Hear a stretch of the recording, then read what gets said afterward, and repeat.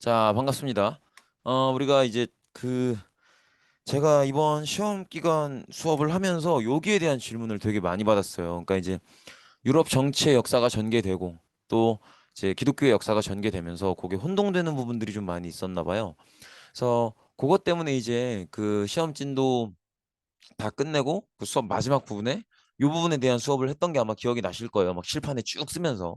근데 이제 그걸 하는데 반마다 되게 뭐 그렇지 않은 친구들도 있지만 많은 친구들이 되게 막 열심히 필기하고 이런 걸 봤거든요. 그래서 요거를 한번 영상으로 올려드리면 좋겠다라는 생각이 들었는데 이제 워낙 피곤하기도 하고 그러고 그래서 이제 안 올리다가 결국엔 올리게 되네요. 일단 천천히 한번 같이 보시면 어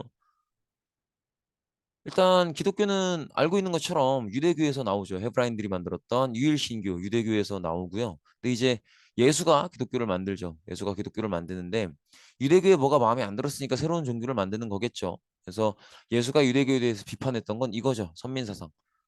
선민사상은 이제 헤브라인들만 구원받을 수 있다라는 게 선민사상인데 이걸 비판했던 거죠. 그래서 예수가 기독교를 만들고 이게 로마로 확산이 되고요. 특히나 로마가 게르만의 침략을 받고 위기에 빠지면서 힘들어했었던 로마인들이 교회 의존을 많이 하죠. 그러면서 이제 기독교가 더욱더 급속도로 확산이 되고 처음에는 로마는 기독교가 확산됐을 때 이걸 탄압하려고 하죠. 왜냐하면 기독교가 이제 로마의 전통 종교나 로마가 황제를 숭배하는 사상 이런 것들을 이제 존중해주지 않았었기 때문에 기독교를 탄압하려고 하는데 이제 기독교의 영향력이 너무 커지니까 결국 공인을 하게 된 거죠. 그래서 콘스탄티누스 대제 때 기독교를 공인해주게 되고요. 그리고 아마 기억나실 거예요. 이때 수도도 로마에서 콘스탄티노플로 옮기게 되죠. 그다음에 이제 테오도시우스 때는 기독교를 국교화하죠. 그다음에 로마를 동로마, 서로마 이렇게 둘로 나누게 되고요. 결국엔 시간이 얼마 지나지 않아서 서로마는 무너지게 되고 동로마가 더 오랫동안 유지가 되죠. 그리고 동로마는 나라 이름을 바꿔서 비잔티움 제국이라고 하는데 교황 입장에선 로마의 교회들 입장에서는 이제 원래는 세속의 권력을 따라야 되잖아요. 근데 이제 서로마가 무너졌으니까 더 이상 믿고 따를 황제가 없는 거죠.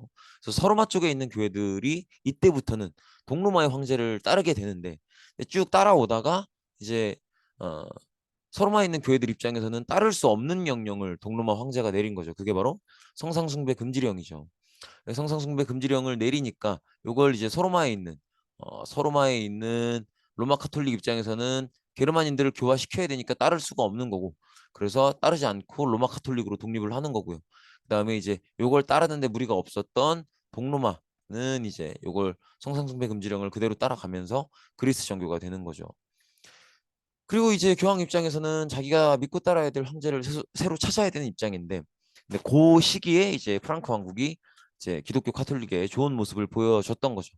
건국자였던 클로비스부터가 이제 기독교로 개종을 하죠. 그다음에 카를로스 마르텔이 이슬람으로부터 기독교 세계를 지켜내고요. 그다음에 피핀이 로마 교황에게 이제 교황령을 이탈리아 중부 지방을 교황령으로 주고요. 그다음에 카를로스 대제가 이때가 전성기죠.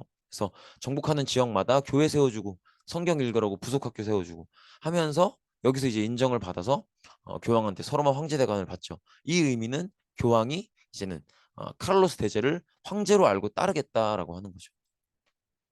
그리고 이제 카를로스 대제가 얼마 안 가서 이렇게 죽게 되고요. 그다음에 프랑크 왕국이 동, 중, 서 이렇게 나뉘게 되죠. 그래서 동프랑크가 이제 신성로마 제국 독일, 그다음에 중프랑크가 이탈리아, 서프랑크가 프랑스 이렇게 나중에 발전을 하게 되죠. 어쨌든 이렇게 프랑크 왕국이 깨지고 그다음에 이 시기에 노르만족이 침략해 오고 그러면서 이제 국가라는 의식이 희미해지고 각자 자기 지역을 알아서 지켜야 되는 그런 상황이 오면서 유럽이 봉건화되고요. 그러면서 이제 믿을 건 이제 예수님밖에 없는 거죠. 그래서 기독교가 전 유럽화되는 그런 모습을 보이고 이 과정에서 교회가 힘이 세지죠. 그러면서 그 안에서 일을 하고 있는 성직자들이 썩어 들어가는 거죠. 이 성직자들이 썩어 들어가는 문제를 고쳐보려고 나선 게 바로 이제 수도원이었죠. 수도원이 개혁 운동을 하면서 문제는 서인권이다 이런 얘기를 하죠. 서인권이 뭐예요? 서인권 기억나셔야죠. 서인권은 성직자 임명권을 얘기하죠. 그래서 이 성직자 임명권, 서인권을 황제로부터 돌려받아야 된다 이런 얘기를 하는 거죠. 여기서 말하는 황제는 동프랑크, 신성로마 제국의 황제를 얘기하는 거죠. 그래서 교황이 이 수도원의 이 얘기를 듣고 옳다라고 인정을 해서 교황이 대표로 황제한테 이 성직자 임명권, 즉 서임권을 요구하게 되죠. 황제는 처음에는 들어주지 않았지만 사실 황제는 자기네 나라 이 신성로마 제국 안에선 힘이 센 편이 아니었죠. 그렇기 때문에 이걸 알고 있었던 교황이 파문을 내리게 되고 결국 황제가 이제 굴복하면서 이 황제가 굴복하는 게 카노사의 굴욕이죠. 카노사의 굴욕이죠. 그러면서 교황이 이기게 되고요. 교황이 이기니까 교회는 더 강해지겠죠. 그러니까 그 안에 있는 성직자들은 더 강해지면서 성직자들이 썩어 들어가는 문제는 결국 해결하지 못하게 되는 거죠. 그래서 그 상황에서 이제 십자군 전쟁이 벌어지게 되는 거죠. 비잔티움 제국 황제가 예루살렘을 빼앗기고 나서 예루살렘을 되찾기 위해서 이제 로마 교황에게 도움을 요청하는 거죠. 그래서 로마 교황의 주장으로 이제 십자군을 모집해서 끌고 가게 되는데 여러 차례 도전을 했지만 예루살렘을 되찾아오는 데는 실패하게 되죠. 그러면서 교회의 권위가 떨어지게 되고요. 교회의 권위가 떨어지니까 이제 그 빈자리를 인간을 재발견하는 것으로 이끌고 가게 되는 거죠. 그래서 이 인간을 재발견하면서 과거의 인간 중심 문화를 돌아보는 거죠. 그게 바로 그리스 문화죠. 그리스 문화. 그러면서 이 그리스 문화를 다시 한번 살펴보는 걸 중심으로 해서 르네상스가 이제 발달하게 되는 거죠. 그래서 이 르네상스는 당연히 인간 중심이겠죠. 이 르네상스는 처음에 이탈리아에서 시작이 되죠. 뭐 지중해 무역의 한가운데 있기도 하고 로마 제국의 문명이 많이 남아 있기도 하고 이런 것들이 이유가 돼서 이탈리아에서 먼저 르네상스가 시작이 되는데 이탈리아의 르네상스는 주로 예술 위주라는 거죠. 그래서 뭐 보카치오의 데카메론, 그다음에 뭐 어, 레오나르도 다빈치의 뭐 인체의 부도, 모나리자, 최후의 만찬 이런 것들. 그다음에 미켈란젤로의 뭐 천지창조, 다비드상, 피에타상 이런 것들. 또 뭐 라파엘로의 아테네 액당, 그다음에 페트라르카의 뭐 칸초니에레 이런 것들이 이제 대표적인 작품이 되겠죠. 그다음에 여기 이제 알프스 이북으로 넘어가면 주로 비판 위주가 되죠. 왜냐하면 알프스 이북은 교회와 봉건제의 영향력이 강했었기 때문에. 그래서 이제 알프스 이북의 대표적인 비판 내용을 담은 작품들로 이제 에라스무스의 우신예찬, 교회를 비판한 거죠. 교회가 성경에 나와 있지도 않은 다른 다양한 행사들을 하면서 뭔가 이익을 누리는 그런 면들을 비판한 거죠. 그다음에 이제 세르반테스는 돈키호테를 통해서 이제 기사들을 풍자하는 모습을 보이고요. 이 에라스무스의 우신예찬을 바탕으로 해서 교회에 대한 비판, 즉 교회가 아직도 서인권 투쟁을 했음에도 불구하고 성직자 부패 문제를 해결하지 못했었기 때문에 결국 에라스무스도 이런 비판을 하는 거고 또 이 비판이 발전이 돼서 이 종교개혁이 이어지는 거죠. 그래서 종교개혁은 국가, 인물, 활동 이렇게 세 가지 기준으로 알아달라고 했었죠. 그래서 독일에서는 마르틴 루터가 95기조 반박문을 써서 면벌부를 팔려고 하는 교황을 비판하고요.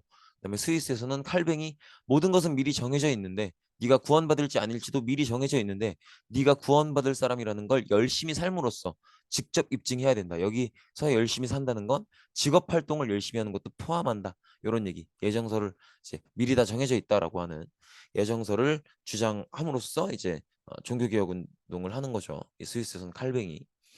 그다음에 이제 영국에서는 헨리 8세가 이제 더 이상 나는 교황을 따르지 않겠다라고 하는 국교회를 새롭게 만들게 되고 그래서 지금 요세 즉 독일의 마르틴 루터, 그다음에 스위스의 칼뱅, 영국의 헨리 8세는 각각 얘들은 더 이상 교황을 따르지 않는 거죠. 그래서 기존의 로마 카톨릭 교황이 이제 인솔하는 기존의 로마 카톨릭과 그다음에 더 이상 교황을 따르지 않는 그리고 카톨릭으로부터 벗어난 루터파, 칼뱅파, 국교회 이런 새로운 개신교가 있는 거죠. 여기까지가 우리가 봤던 기독교의 시각으로 보는 유럽사의 핵심이라고 보시면 되겠습니다. 네, 여기까지입니다.